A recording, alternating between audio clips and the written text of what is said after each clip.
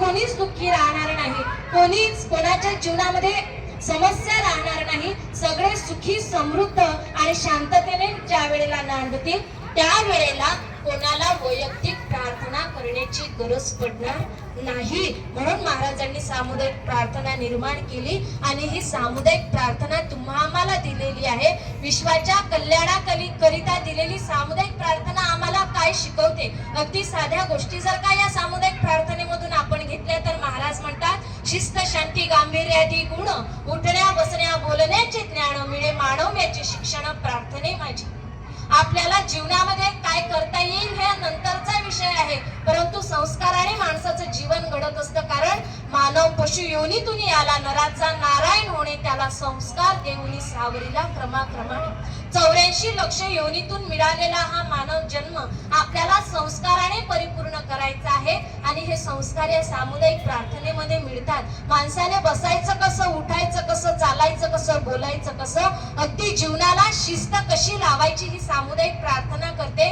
कारण सामुदायिक प्रार्थनेला ज्या वेळेला आपण येतो त्यावेळेला तुम्ही रांगेमध्ये बसा असं सांगायची कोणाला गरज पडत नाही. कारण सामुदायिक प्रार्थनेची जी पद्धती आहे ती पद्धती पाहून आपोआपच येणारा व्यक्ती हा रांगेमध्येच बसेल, येणारा व्यक्ती हा मांडी घालूनच बसेल, येणारा व्यक्ती हा ताटच बसेल. ही सामुदायिक प्रार्थनेची शिस्त आहे. मग महाराज म्हणतात याच्या पलीकडे प्रार्थनेमध्ये काय मिळतं तर प्रार्थना मानवीय शिक्षणाची शाळा, ग्राम संस्कृतीचा मुख्य जिवाळा, भेद कल्पना ही जाती रसा तळाला प्रार्थनेच्या मुशी माझी. प्रार्थना ही मानवीय शिक्षणाची शाळा आहे. कारण इथं या समाजामध्ये आपल्याला सर्व गोष्टीचं शिक्षण मिळू शकतं. माणसाने कलेक्टर कसं व्हायचं, माणसाने डॉक्टर कसं बनायचं, शिक्षक कसं बनायचं, वकील कसं बनायचं, इंजिनियर कसं बनायचं, या सगळ्या गोष्टीची मोठी मोठी विद्यालयं या समाजामध्ये उपस्थित आहेत. आपण पाहिजे तेव्हा ते शिक्षण घेऊ शकतो आणि स्वतःला घडवू शकतो. परंतु याच्या पलीकडे एक माणूस अपेक्षित असतो. तो माणूस घडवण्याचं विद्यालय या समाजामध्ये अजूनही निर्माण झालं नाही. मग ते माणूस घडवण्याचं विद्यालय कोणतं आहे तर महाराज म्हणतात प्रार्थना मानवीय शिक्षणाची शाळा. ही सामुदायिक प्रार्थना माणुसकीचं, मानवतेची शाळा आहे. ही शाळा आपण गाठली पाहिजे आणि स्वतःला घडवलं पाहिजे. कारण समाजाची परिस्थिती जर का तुम्ही पाहाल, माझ्यापेक्षा सगळी ज्येष्ठ आणि सुज्ञ मंडळी तुम्ही आहात, माझी वडीलधारी मंडळी आहात, परंतु समाजाचं निरीक्षण जर का केलं तर या समाजामध्ये डॉक्टर असे घडत आहेत की देशातील लोकांच्या किडन्या काढतात आणि बाहेर देशामध्ये नेऊन विकतात. या समाजामध्ये इंजिनियर असे घडत आहेत की बांधलेला पूल हा 8 दिवसामध्ये कोसळतो, बांधलेला रस्ता हा 2 महिन्यांमध्ये खराब होतो, त्या रस्त्याला खड्डे पडतात. या समाजामध्ये वकील असे घडत आहेत की आपल्याच घरामध्ये वाद घालून ती केस आपल्याला कशी मिळेल. कारण शिक्षण व्यवस्था ही फक्त आपल्याला पैसा कमवणे शिकवत आहे, संस्कार देत नाही. त्या संस्कारांची भूक जर का कुठे भागवायची असेल तर ती सामुदायिक प्रार्थना आहे. त्या सामुदायिक प्रार्थनेच्या मुशी माझीच आपला उद्धार होऊ शकतो. मग याच्या पलीकडे माणूस ज्या वेळेला घडेल, प्रथम पाया मानव वर्तन त्यास करावे उत्तम जतन. प्रथम पाया मानव वर्तन आहे, हा माणूस आधी घडला पाहिजे. आणि हा माणूस ज्या वेळेला घडेल त्यावेळेला काय होईल, आपण सर्व बंधुजन हा भाव वाढगे मनोमन, गावाची स्वर्गीयता असे अवलंबून याच. आपण सगळे बंधू भाव आहो, एक आहो, हा भाव जेव्हा प्रत्येकाच्या अंतःकरणामध्ये निर्माण होईल. कारण काय होतं, शेजारी कितीही भांडले तरी एकत्र येत नाही, परंतु 2 भाऊ जेव्हा भांडतात ते तेव्हा काही होऊ द्या, ते काही दिवसाने एकत्रित येतातच.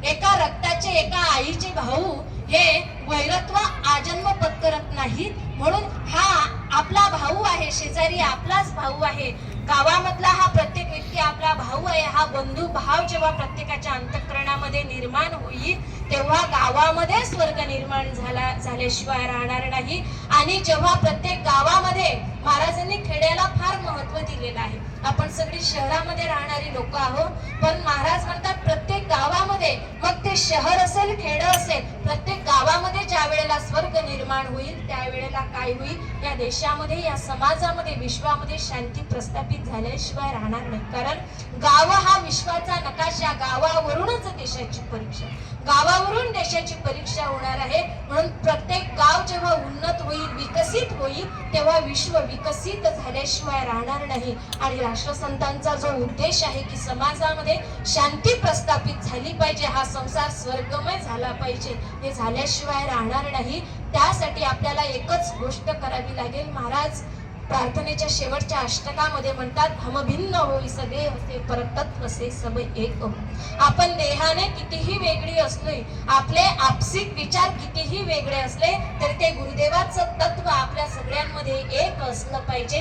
त्या तत्वाने ज्या वेळेला आपण एक होऊ तेव्हा आपल्यामध्ये या आयुष्यामध्ये स्वर्ग निर्माण झाल्याशिवाय राहणार नाही. म्हणून त्या गुरुदेवाच्या चरणी नतमस्तक होऊन या जीवनाची उन्नती करणे गरजेचं आहे. छोडे नाही घरबार पर गोमस्त गुरु चरणार्थमय. म्हणून इथं राहूनच जीवनाचा विकास आपल्याला करायचा आहे. आज महाराजांची जयंती आहे. महाराज म्हणतात ही जयंती माझी नाही तर ही प्रत्येक गावाची जयंती आहे. ग्राम जयंती म्हणून महाराजांची जयंती साजरी केल्या जात असते. आणि हा जयंती उत्सव संपूर्ण महाराष्ट्रभर नाही तर संपूर्ण देशामध्ये आज चालू आहे. कारण राष्ट्रसंतांचं जे व्यक्तिमत्व आहे त्याला व्यक्तिमत्व म्हणता येणार नाही. संतत्व जे आहे ते फार मोठं आहे आणि येणाऱ्या काळामध्ये समाजाला, देशाला आणि विश्वाला त्याची गरज आहे. कारण राष्ट्रसंतांनी समाजामध्ये जो विचार पेरलेला आहे तो विचार या समाजाच्या उन्नतीचा आहे आणि येणाऱ्या काळाची पावलं ओळखणारा आहे. महाराज म्हणतात, आज जर का आपण हे ऐकलं नाही तर येणारा काळ फार कठीण आहे. येणारा काळ आपल्याला ओळखावा लागेल. महाराजांनी लहर की बरखा नावाचा एक ग्रंथ लिहिलेला आहे. त्या ग्रंथामध्ये महाराज म्हणतात, टरबूज जैसा काटते वैसा नतीजा पाओगे, आगे कदम धरना नहीं बस मौत के मुंह जाओगे. क्या अकल खा गई है तुम्हारी भूत ने शैतान ने, सीधा सिखाया है ही नहीं तुम्ही किसी भगवान ने. टरबूज जसं कापल्या जसं तशी या देशाची, या समाजाची परिस्थिती झाल्याशिवाय राहणार नाही. म्हणून आता सावध होणे गरजेचं आहे आणि राष्ट्रसंतांचा विचार हा आपल्यामध्ये पेरणं गरजेचं आहे. हा राष्ट्रसंतांचा विचार आपण आपल्यामध्ये घेऊन आपल्यामध्ये जे काही धार्मिक क्लेश असतील, धार्मिक द्वेष असतील, जात धर्म पंथाचे जे काही द्वेष क्लेश आहेत ते बाहेर काढले पाहिजे. कारण धर्म काही माणसाने निर्माण केलेला नाही, तो इथल्या समाज व्यवस्थेने निर्माण केलेला आहे. धर्म पंथाच्या आधी तर माणूस महत्वाचा आहे. धर्मात नाही हिंदू मुसलमान, धर्मात नाही पारशी ख्रिश्चन, धर्मात नाही शीख जैन पाहता मुळी. परंतु झालं काय, लोक धर्माची व्याख्या विसरले, धर्म हिंदू मुसलमान झाले, मूळचे मानवपणही हरविले त्यांनी. मी हिंदू आहे, मी मुस्लिम आहे, मी ख्रिश्चन आहे, हे धर्म धर्म करता करता माणूस कुठेतरी माणुसकीला विसरत चाललेला आहे.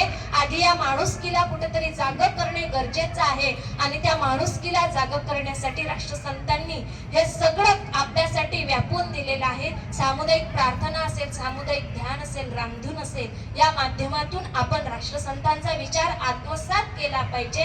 कारण राष्ट्रसंतांनी जो विचार समाजाला दिलेला आहे, ज्या विचाराचं बीजारोपण राष्ट्रसंतांनी या समाजामध्ये केलेला आहे, तो विचार क्रांतिकारी आहे आणि क्रांतीतून या समाजामध्ये शांती प्रस्थापित करणारा आहे.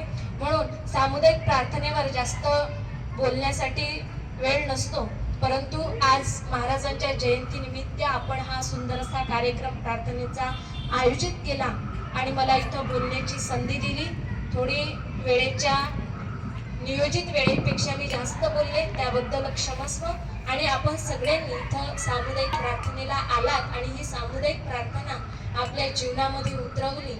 माझं म्हणणं आहे, आपण सामुदायिक प्रार्थनेला रोज यावं आणि ही सामुदायिक प्रार्थना आपल्या जीवनामध्ये उतरवावी. सामुदायिक प्रार्थना जेवढी उपासना आहे तेवढी ती भक्ती आहे. मानली तर जीवनामध्ये असलेल्या परमार्थापर्यंत पोहोचवण्याचा तो एक मार्ग आहे.